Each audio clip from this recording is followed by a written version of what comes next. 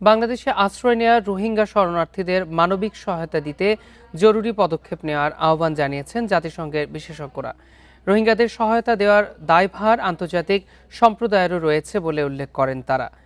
এ সময় রোহিঙ্গাদের পাচার ও আন্দামান সাগরে মৃত্যু বন্ধে পদক্ষেপের আহ্বানও জানান জাতিসংঘের বিশেষজ্ঞরা।